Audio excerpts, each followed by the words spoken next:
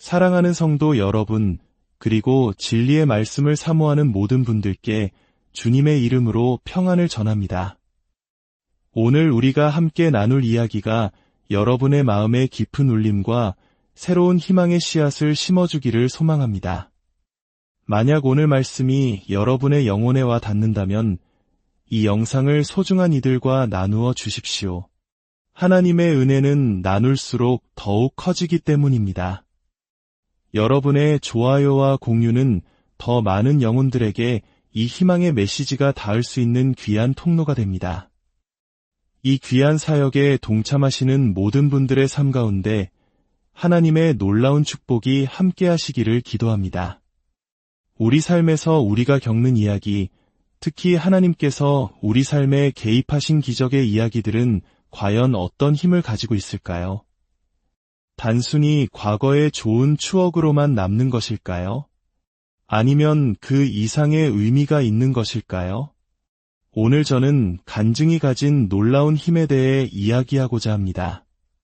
우리가 하나님의 초자연적인 개입을 기록하고 나눌 때 그 이야기는 단순히 과거의 사건에 머무르지 않습니다. 그것은 우리의 세상을 바라보는 렌즈가 되고 우리가 생각하고 기도하는 출발점이 됩니다.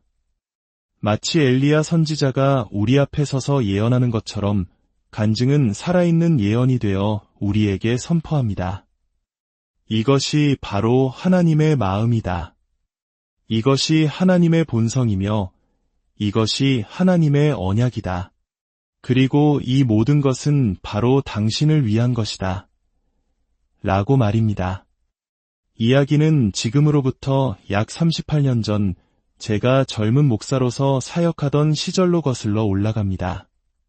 어느 날 아침 제 사무실에서 조용히 성경을 읽으며 기도하는 시간을 갖고 있었습니다. 그날 저는 요한계시록을 묵상하고 있었는데 19장 10절의 한 구절이 제 눈과 마음을 사로잡았습니다. 예수의 증언은 예언의 영이라. 그 구절을 읽는 순간 마치 어두운 방에 환한 네온 사인이 켜지는 것처럼 제 영혼에 강렬한 빛이 비추는 듯했습니다. 머리로는 다 이해할 수 없었지만 가슴으로 먼저 깨닫게 되는 그런 순간이었습니다. 저는 그 구절 앞에 멈춰서서 기도했습니다. 하나님, 이 말씀 안에 무언가 특별한 것이 있음을 느낍니다.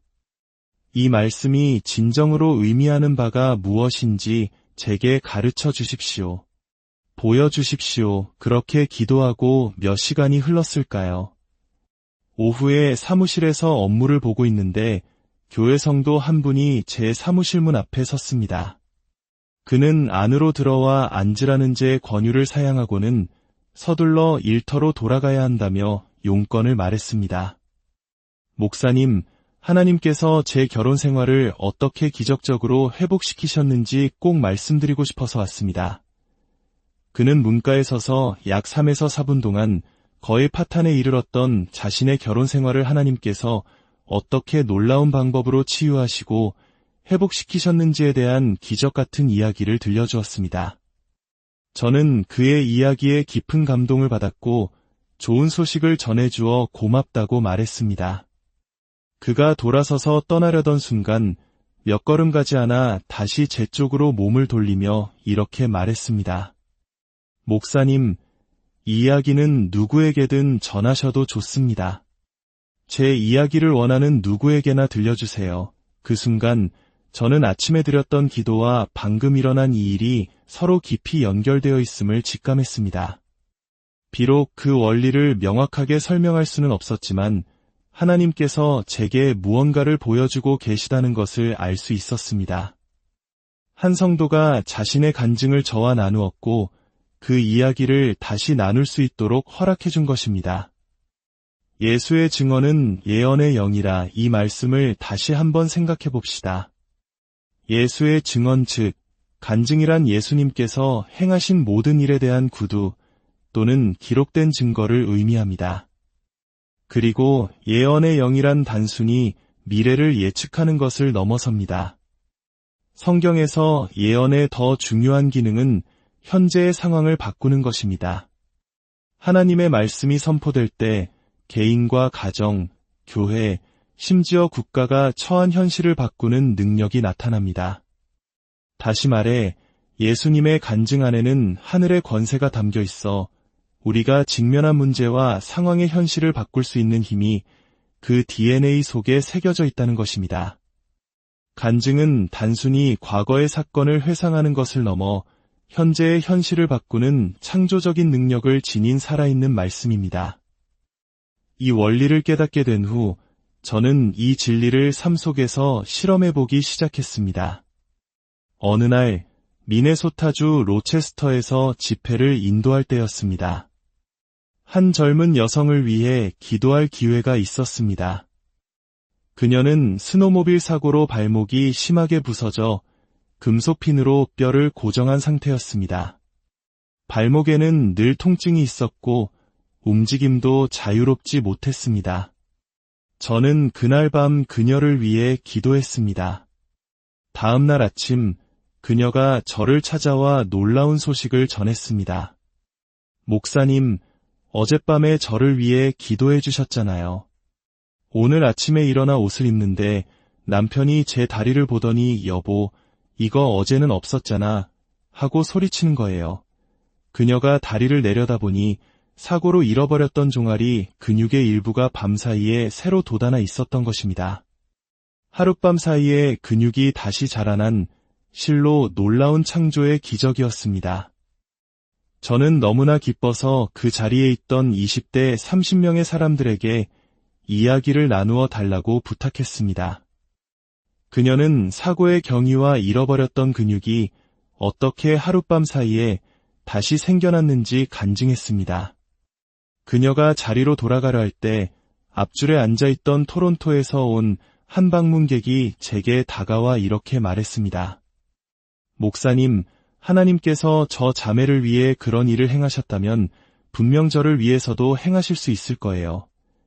이 자매는 하나님 나라의 중요한 두 가지 원리를 깊이 이해하고 있었습니다.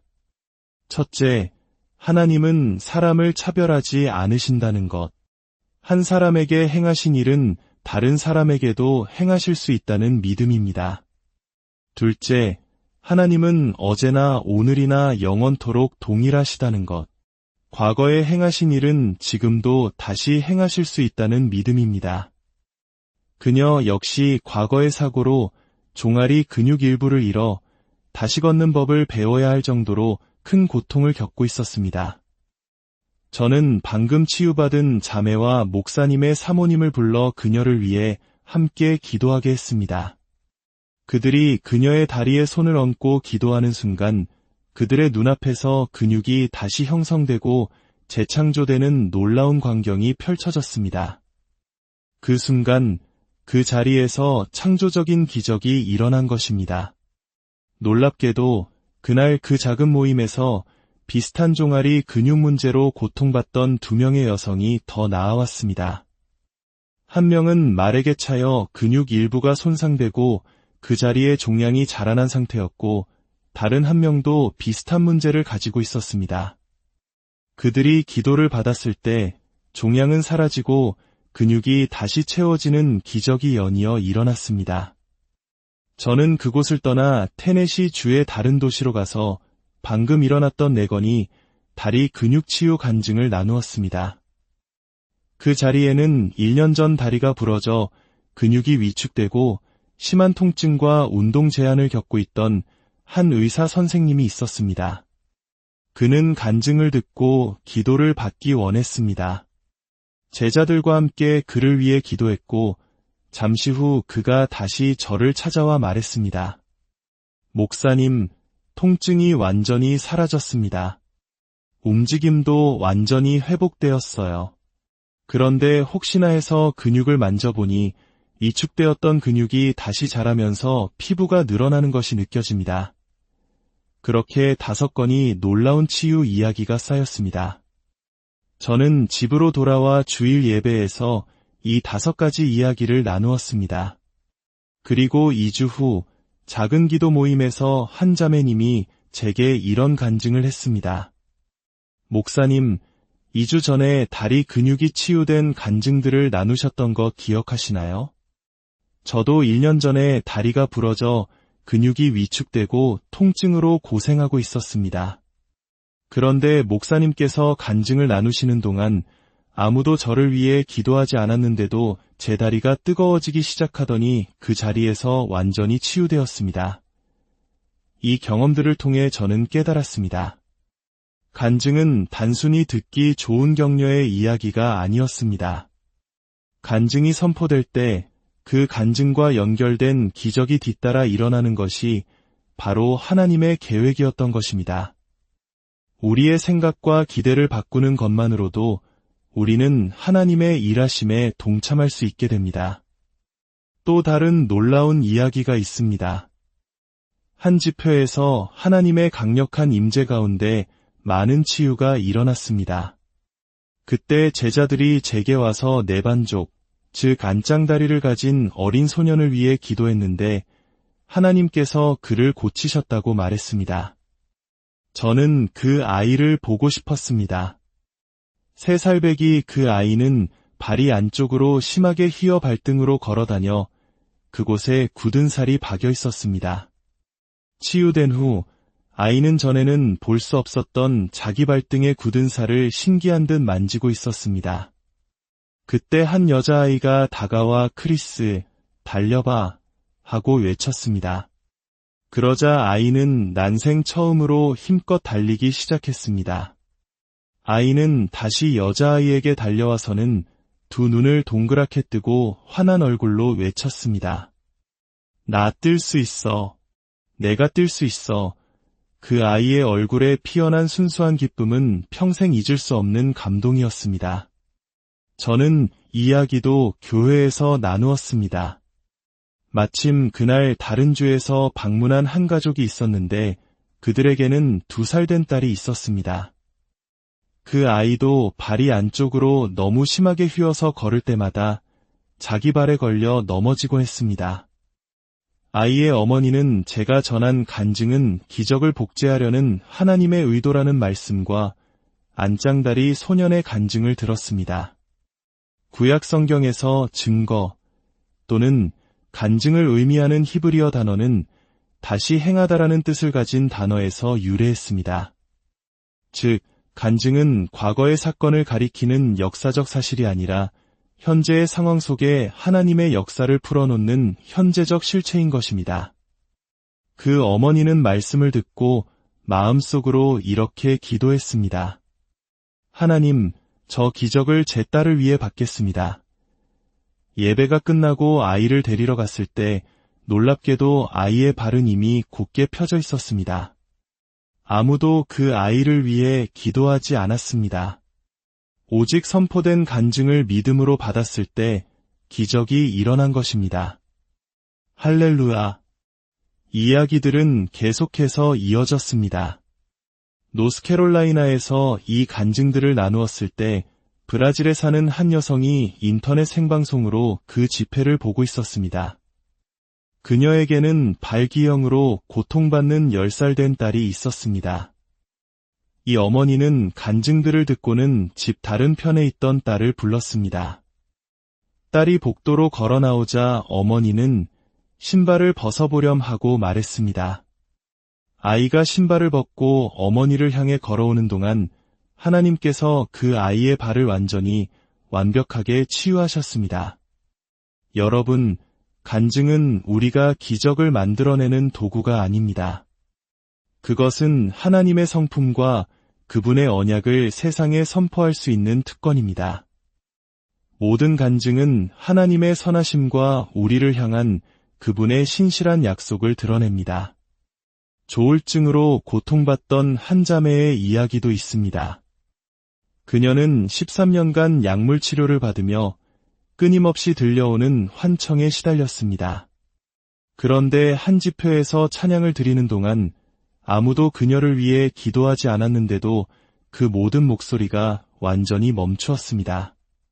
그녀의 아버지는 은퇴한 외과 의사였는데 10일 후 저를 다시 찾아와 눈물로 고백했습니다. 목사님, 제 딸을 되찾았습니다. 약도 필요 없고 어떤 부작용도 없이 제 딸이 완전히 회복되었습니다. 저는 이 간증을 다시 교회에서 나누었습니다.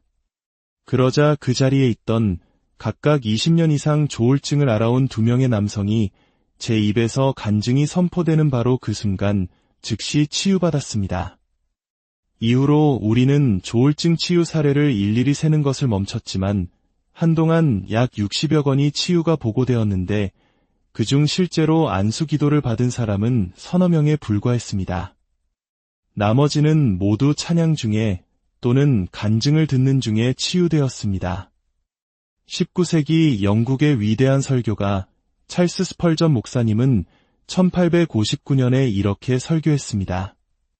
하나님께서 한 번 행하신 일은 그분이 다시 행하시려는 것에 대한 예언입니다. 하나님께서 행하신 모든 일은 하나의 선례로 보아야 합니다. 신명기 6장에서 하나님께서는 명령과 규례와 증거를 지키라고 말씀하십니다. 명령을 지키는 것은 순종하는 것입니다.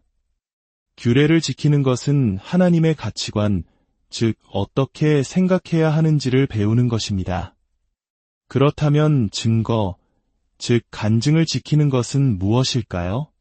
그것은 하나님께서 행하신 일들의 기록을 우리 마음에 너무나 가깝게 품어서 그것이 현재의 문제를 바라보는 렌즈가 되게 하는 것입니다. 문제 앞에서 절망하는 대신 하나님의 역사를 통해 가능성을 보고 이 상황 속에서 하나님께서 어떻게 승리하실지를 기대하게 되는 것입니다. 우리는 하나님의 초자연적인 개입의 기록들을 잘 간직하고 관리할 책임이 있습니다. 그것들이 우리가 세상을 보는 방식이 되고 생각하고 기도하는 근거가 되도록 말입니다. 간증은 단순히 우리에게 힘을 주는 격려의 순간이 아닙니다. 그것은 엘리야 선지자가 우리 앞에 서서 예언하는 것과 같습니다. 이것이 하나님의 마음이다.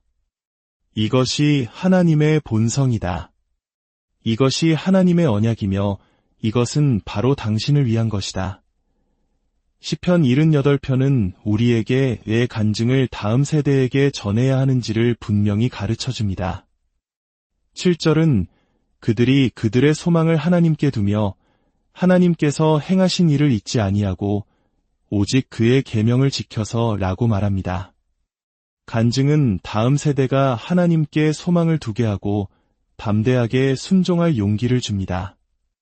반대로 11절은 에브라임 자손이 전쟁에서 패배한 이유를 그가 행하신 일과 그들에게 보이신 그의 기이한 일들을 잊었음이로다 라고 설명합니다. 간증을 잊는 것은 순종할 용기를 잃게 하고 결국 영적 전투에서 패배하게 만듭니다. 우리가 간증을 나누는 것을 멈추면 기적을 덜 보게 됩니다. 기적을 덜 보면 덜 기대하게 됩니다. 덜 기대하면 덜 말하게 되고 결국 기적은 우리와 상관없는 과거의 역사가 되어버립니다. 하지만 하나님은 기적이 우리의 현재적 경험이 되기를 원하십니다. 어떤 분들은 이렇게 말할지 모릅니다. 저는 제 삶에서 큰 기적을 경험한 적이 없습니다. 괜찮습니다. 시편 119편 111절은 주의 증거들은 나의 영원한 기업이 되었으니 라고 선포합니다. 주의 증거들이란 하나님께서 이 땅 위에서 행하신 모든 일의 총기록입니다. 모세를 통해 엘리야를 통해 다윗과 바울을 통해 행하신 그 모든 기적이 바로 당신의 유산, 당신의 간증이라는 것입니다. 요한계시록은 우리가 어린 양의 피와 자기들이 증언하는 말씀으로써 사탄을 이겼다고 말합니다. 여기서 증언하는 말씀은 단지 내가 경험한 것만을 의미하지 않습니다. 여러분이들은 다른 사람의 간증 또한 여러분의 것이며 현재의 상황에서 승리를 가져오는 강력한 영적 무기가 됩니다. 그러므로 아버지 하나님, 우리 마음속 깊은 곳에서부터 주님께서 행하신 기적과 개입의 기록들을 소중히 여기는 새로운 은혜를 부어주시옵소서. 우리가 보고 들은 것들, 그리고 앞으로 보게 될 것들을 결코 가볍게 여기지 않게 하시고 우리와 같은 평범하고 불완전한 사람들을 통해 이토록 비범한 일들을 행하시는 주님의 자비와 친절하심에 다시 한번 경외함으로 서서 함께 주를 찬양하게 하옵소서. 우리가 가진 이야기의 가치를 깨닫게 하시고 우리의 입술에 담긴 간증이 얼마나 귀한 보석과 같은지 알게 하옵소서. 그것은 단순히 과거의 이야기가 아니라 사람들을 예수님과의 인격적인 관계로 초대하는 계시적인 증언입니다. 이제 우리 모두 함께 서서 우리에게 주어진 이 놀라운 유산을 기억합시다. 혹시 눈에 보이는 것이 없고 귀에 들리는 것이 없을지라도 하나님께서 과거에 행하신 일들을 기억할 수 있습니다. 우리가 기억할수록 더 잘 듣게 되고 더 잘 들을수록 더 잘 보게 될 것입니다. 우리가 받은 간증은 우리의 것이며 다른 이들의 간증 또한 우리의 유산입니다. 이 강력한 무기를 가지고 모든 상황 속에서 믿음으로 승리하는 저와 여러분이 되기를 우리 주 예수 그리스도의 이름으로